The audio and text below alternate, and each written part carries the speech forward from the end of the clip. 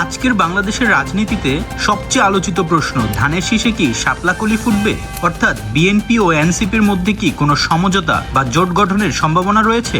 জুলাই আন্দোলনের পর ছাত্রনেতাদের উত্থান, এনসিপির জন্ম এবং দ্রুত পরিবর্তনশীল রাজনৈতিক বাস্তবতা সব মিলিয়ে সমীকরণ এখন খুবই জটিল। জুলাই আন্দোলনে যদিও স্বল্পস্থায়ী ছিল, প্রভাব ছিল বিপুল। এই আন্দোলনই ছাত্রনেতাদের রাষ্ট্র ক্ষমতায় কেন্দ্রে নিয়ে আসে। পরে তারা গঠন করে এনসিপি, যাকে অনেকে বলে কিংস পার্টি, কারণ এই ছাত্রনেতারাই সরকারের গুরুত্বপূর্ণ পদ নিয়ন্ত্রণ করছেন, চাপের রাজনীতি করে দাবি আদায় করছেন, এমনকি শাপলা প্রতীক পর্যন্ত আদায় করে নিয়েছেন। কিন্তু এখন প্রশ্ন, নতুন নির্বাচনের পর যখন সরকার বদলাবে, সরকারের ছায়া ছাড়া এনসিপি কি টিকে থাকতে পারবে? এনসিপি শুরুতে ভেবেছিল তারা হবে বিএনপির বিকল্প বড় শক্তি। এই বিশ্বাসে তারা জামায়াতের সঙ্গে কৌশলগতভাবে যুক্ত হয়েছিল। ফল কি হলো?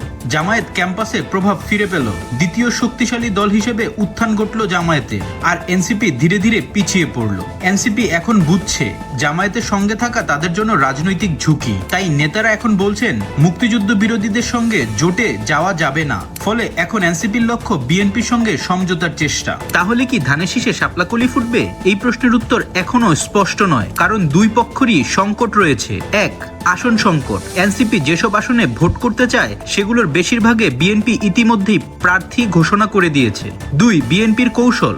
বিএনপি এনসিপির বাইরে জুলাই চেতনা নতুন তরুণ মুখ খুঁজছে।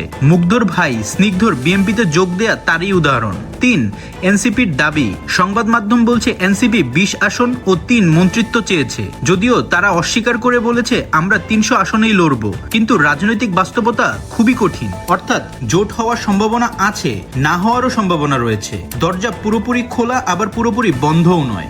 যদি জোট হয়, এনসিপির লাভ ক্ষমতায় প্রভাব বজায় রাখা, সংসদে উপস্থিতি, ভবিষ্যৎ রাজনৈতিক বিস্তৃতি। বিএনপির লাভ শক্তিশালী তরুণ শক্তি পাওয়া, জামায়াতের চাপ কমে যাওয়া, আন্দোলন সংগঠিত হওয়া সহজ হবে। যদি জোট না হয়, জামায়াত আবার বিএনপির প্রধান সঙ্গী হবে, এনসিপি তৃতীয় শক্তিতে নেমে যাবে, বিএনপিকে বিরোধীর চাপ সামলাতে হবে একাই। বাংলাদেশের রাজনীতিতে সমীকরণ বদলায় দ্রুত, তাই ধানের শীষে সত্যিই শাপলাকলি ফুটবে কিনা তা নির্ভর করছে আগামী কয়েক সপ্তাহের আলোচনা, সমঝোতা এবং কৌশলের উপর। আপনার কি মনে হয়, এনসিপি কি শেষ পর্যন্ত বিএনপির সঙ্গে জোটে যাবে, নাকি একাই লড়াই করে আরও পিছিয়ে পড়ার ঝুঁকি বাড়াবে? কি মনে হয় নিচে কমেন্ট করে জানাবেন। ধন্যবাদ।